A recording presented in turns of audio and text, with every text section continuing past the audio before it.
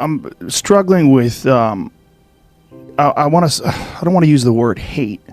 There seems to be a non-acceptance or a resistance to the idea that anything of quality could come out of this group of people. It's really interesting to me, and I'm wondering why. When I listen to you speak, or Sam, or Eric, or any of these people, Ben or Dave, and I hear very interesting points, and I'm like, why are people resisting that these are interesting points? Why are they resisting this?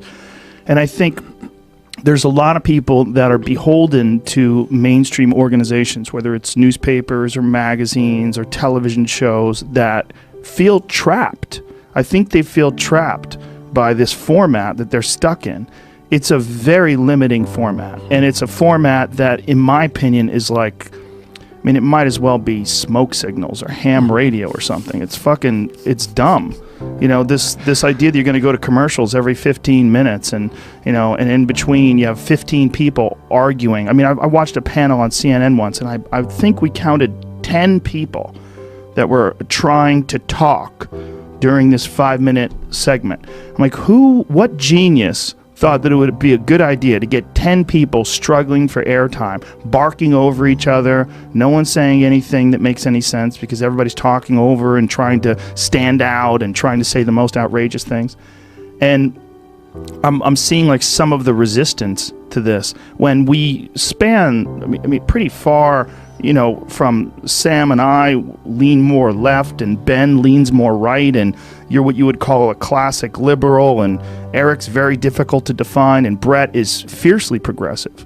I mean, Brett in particular is a very left-wing guy, but this desire to label and to have this diminishing label is like alt-right or right-wing or fascist. It's very strange to me. Yeah, well, there's a couple of things going on. I think one of them is the technological transformation that I laid out, and then the other is that I do believe that, especially for the radical leftist types, the whole notion of free speech among individuals is not only anathema, but also something that isn't possible within their framework of reference. I've been trying to think this through very carefully because, free speech in some sense has become identified as a right-wing issue. And I thought, well, how the hell did that happen? And then I thought, oh, yes, well, if you're radically left and you're playing the identity politics game, there's actually no such thing as free speech because you're only the mouthpiece of your group, whether you know it or not. So you don't get to talk as Joe Rogan. You get to talk as like Joe Rogan, patriarchal white guy. And that's it. And your utterances aren't a reflection of your own opinions as an individual, but they're an attempt on your part, whether you know it or not, to justify your position in the power hierarchy.